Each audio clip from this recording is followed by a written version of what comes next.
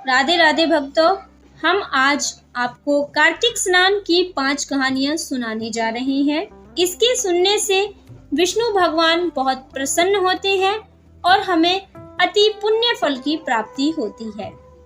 कार्तिक स्नान कथा सुनाने जा रहे हैं। उसके 7 बेटे थे। उसने अपनी छोटी बहू से कहा कि मैं कार्तिक नहाऊंगा, तो छोटी बहू ने कहा कि नहा लो। वह सवेरे उठती तो ससुर को धोती और लोटा दे देती। नहाकर आते तो धोती सूखने को बहू ले लेती। उस धोती में से हीरे मोती जड़ते थे। एक दिन जेठानी के बच्चे घर आए तो उन्होंने देखा कि बाबा की धोती में से तो हीरे मोती जड़ते हैं। उन्होंने घर जाकर अपनी माँ से कहा, बाबा नहाकर आते हैं ना तो उनकी धोती में से हीरे मोती जड़ते हैं। माँ ने कहा, अच्छा, जब कह दे कि हमारे घर में रहकर नहाएंगे अब कार्तिक। बूढ़े ने कहा, ठीक है। बूढ़ा सवेरे उठा तो जेठानी बड़बड़ करने लगी। सवेरे उठते ही खड़खड़ शुरू कर दी। सोने भी नहीं देते, पैर पटकते झटकते लोटा दे देती। जब बूढ़ा नहाकर बाहर आया तो उसने धोती खूंटी पर लटका दी। वहां बच्चे फिसल फिसल कर गिरने लगे तो जेठानी ने कहा, बूढ़ा तो बड़ा दोगला है, उसके वहां धोती से तो हीरे मोती भरकर लाता है, हमारे यहाँ पानी पानी करके लाता है, हमारे बच्चे भी गिर जाते हैं। इस बूढ़े कोकले से तो कह दे जा वहीं जाके नहा ले। और उसकी लकड़ी धोती लोटा सब फेंक दिए। कार्तिक का महीना पूरा हुआ तो उसने बहू से कहा कि मुझे ब्राह्मण जिमाने हैं। बहू ने कहा, ससुर जी बड़े चाव से जिमाओ। बूढ़ा ब्राह्मणों को न्योता दे आया। उसने कहा कि मेरा मन करे तो मैं बहू बेटों को भी न्योता दे आया। तो छोटी बहू ने कहा, हाँ हाँ जरूर दे दो। बूढ़ा उन सबको भी खाने के लिए कह आया। बहुओं ने कहा कि उसे घर से निकाल, हम जब खाना खाएंगे। ससुर ने यह बहू से कहा कि वह कहने लगी, कोई बात नहीं। खाना बनाकर वह बाहर खेत में बैठ गई और खाने लगी और कहने लगी कि राम जी की चिड़िया राम जी का खेत, खाओ री चिड़िया भर भर पेट। इस तरह शाम हो गई। उन लोगों ने जितना खाया पिया, बाकी बचा रेत मिट्टी में घोल दिया। सारे बर्तन उल्टे कर दिए। ससुर ने कहा, बहू चलो, वे तो सब नाश कर गई। बहू ने कहा, कोई बात नहीं। उसने जाकर देखा तो जैसे वह खाना रख गई थी उसे वैसा ही रखा हुआ मिला। बूढ़े ने देखा कि बहू, उन लोगों ने तो अपनी करनी में कोई कसर नहीं रखी, लेकिन यह तेरी ही करनी थी। जो जैसा करता है उसे वैसा ही फल प्राप्त होता है। विष्णु भगवान से प्रार्थना करो कि हे भगवान, हमें भी अच्छे काम का अच्छा ही फल प्राप्त हो। पहली कथा समाप्त होती है। अब कार्तिक पूर्णमासी की दूसरी कथा को शुरू करते हैं। यह एक कुम्हारी की कथा है। एक कुम्हारी थी। उसका बेटा सुबह उठते ही खाने बैठ जाता था। वह अपने बेटे से बोली, बेटा तू तो सुबह उठते ही खाने बैठ जाता है, कुछ नेम ले ले, भगवान का नाम ले ले। वो बोला, माँ मेरे बस की नहीं है, मुझे सुबह उठते ही भूख लगती है। फिर वह बोला, ठीक है, जब तुम इतना कह रही हो तो ठीक है, मैं एक प्रण करता हूँ कि आज से मैं कार्तिक नहाने वालियों का टीका देखकर खाना खाया करूंगा। एक दिन चोर चोरी करके जा रहा था। उधर कार्तिक वाली भी जा रही थी। वह बोला, दिख गया दिख गया। चोर समझे कि हमसे कह रहा है कि हम दिख गए हम दिख गए। वो डर के मारे अपना सारा धन वहीं छोड़कर भाग गए वहां से। वह उस धन को उठाकर घर की ओर चला आया और बोला, माँ किवाड़ खोलो। माँ बोली, ऐसी क्या बात है? उन्होंने दरवाजा खोला तो देखा, अरे बेटा ये क्या, कहीं से चोरी कर कर लाए हो क्या? वह बोला, नहीं माँ, मैंने चोरी नहीं की, ना ही मैंने कोई डाका डाला है, मुझे तो भगवान ने दिया है। मैं पेड़ पर बैठा था, चोर चोरी करके जा रहा था, मैंने बोला दिख गया दिख गया। उसने पूरी बात बिना सुने ही अपना सारा सामान वहां रखकर डर के मारे भाग गया। मुझे तो यह सब भगवान ने दिया है। वह बोली, कार्तिक का इतना महत्व है। उसने छत पर चढ़कर हेला मारा कि सारी दुनिया कार्तिक का नाम ले, और भगवान ने उसे सब कुछ दिया है। जैसे हे विष्णु भगवान, आपने उनको सब कुछ दिया, वैसे ही सबको देना। कार्तिक पूर्णमासी की दूसरी कथा समाप्त हुई। अब हम तीसरी कथा शुरू करने जा रहे हैं। एक बुढ़िया थी, वह रोज सुबह उठकर कार्तिक नहाती थी। यमुना जी नहाकर रोजाना सोने के आंवले दान करती थी। उसके बहू बेटों को यह बात बिल्कुल भी अच्छी नहीं लगती थी।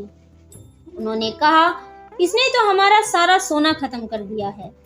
तब बेटे ने कहा, अम्मा तुम चांदी के आंवले दान किया करो।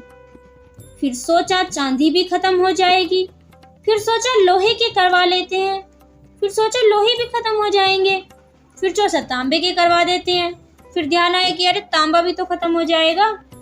तो बेटा ने मिट्टी के आंवले पुण्य करवाए और सोचा कि मिट्टी खत्म हो जाएगी तो क्या ही हो जाएगा, मिट्टी तो बहुत है। इसके बाद बुढ़िया को उन्होंने घर से बाहर निकाल दिया। बुढ़िया का तो नियम था, जब तक नहाकर आंवले दान नहीं करती थी तब तक खाना नहीं खाती थी। बुढ़िया जमुना किनारे पड़ी रहती, बालू रेत के आंवले बनाकर नहा धोकर दान करती। इस नियम को देखकर भगवान विष्णु बहुत खुश हुए। भगवान ने बुढ़िया के लिए एक मकान बनाना शुरू करवा दिया। उसी मकान में बुढ़िया भी रहने लगी। उधर बेटे बहू ने जब बुढ़िया को घर से निकाला था तभी से उनकी हालत बहुत बुरी हो गई। एक एक दाने को तरसने लगे। वह घर छोड़कर काम धंधे की तलाश में निकल पड़े। पहुंचते पहुंचते जहां बुढ़िया का मकान बन रहा था वह वहां पहुंच गए और ईंट गिलारे का काम करने लगे। एक दिन दोपहर के समय बुढ़िया को नहलाने के लिए बहू जो बेलदारनी बनी थी वो कहने लगी, लाओ अम्मा मैं तुम्हारी कमर पर साबुन लगा दूं, पीठ मल दूं। बहू बुढ़िया की कमर मलने लगी। उसको बुढ़िया के कमर पर मस्सा दिखाई दिया। देखते ही बहू की आंसू में से आंसू निकलकर बुढ़िया की पीठ पर पड़े। बुढ़िया बोली, अरे यह गरम गरम पानी की बूंदें कहाँ से आई? बहू ने कहा, अम्मा तुम्हारी कमर पर जो मस्सा है उसको देखकर मुझे अपनी सास की याद आ गई। इसी से मेरी आंखों में आंसू गिरने लगे। ऐसा ही मस्सा मेरी सास की पीठ पर था। मैंने लालच में आकर उन्हें घर से निकाल दिया था। बुढ़िया बोली, कहाँ गई तेरी सास? बहू ने सारी बात बता दी। किस किस की बात पर हमने अपनी सास को घर पर निकाला था वह सारी बात उसने उसे सुनाई। तब सास ने समझा कि यह मेरी ही बहू है। तब सास ने कहा कि बहू तेरी करनी तेरे आगे आई और मेरी करनी मेरे आगे।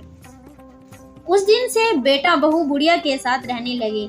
भगवान ने जैसी कृपा बुढ़िया पर करी वैसी कृपा सब पर करना। मरने के बाद बुढ़िया को स्वर्ग में पहुंचा दिया।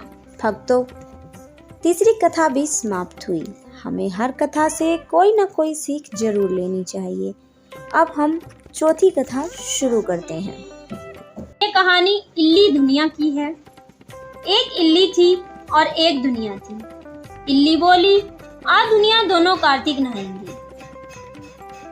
दुनिया बोला, तू तो गिरी दुआरे में पड़ी रहती है तो तेरे में ताकत है, तू ही नहा ले। मैं तो मोट में पड़ा रहता हूँ, मैं तो नहीं नहाऊंगा। मैं तो हरा ही सिट्टा खाऊंगा, ठंडा ठंडा पानी पीऊंगा। अब इल्ली तो रोजाना राजा की बाई के पल्ले में लगकर नहा आती और दुनिया ना जाता नहीं नहाने के लिए। कार्तिक पूरा होते ही पूर्णिमा को दोनों मर गए।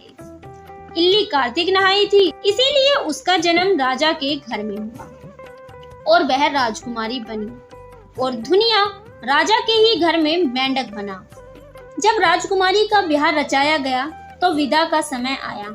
राजकुमारी का बैल रुक गया तो राजा रानी ने पूछा कि बैल क्यों रुका है, तुझे क्या चाहिए, मांग ले। राजकुमारी बोली कि इस मेंढक को मेरे सोने के संकल में बांधकर मेरे रथ के पीछे बांध दो। सबने कहा, राजकुमारी मेंढक क्या मांग ले, तेरे को कुछ धन नहीं चाहिए? लेकिन उसने कहा कि मेरे को तो मेंढक ही चाहिए।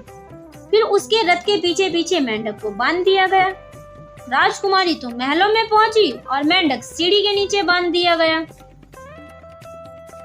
जब भी राजकुमारी सीढ़ियों से उतरती चढ़ती तो मेंढक कहता, ए चटको मटको श्याम सुंदरी थोड़ा पानी तो पीला।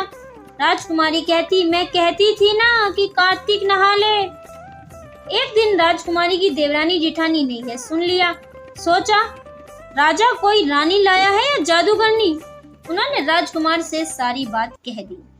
जो आदमियों से बात नहीं करती वो मेंढक से बात करती है। राजकुमार ने कहा कि जब आंखों से नहीं देखूं तो मानूंगा नहीं। राजकुमारी महल से उतरी। मेंढक ने फिर से वही कहा। राजकुमारी ने फिर से वही जवाब दिया। तब वह तलवार लेकर खड़ा हो गया और कहा, तू मेंढक से क्या बात करती है?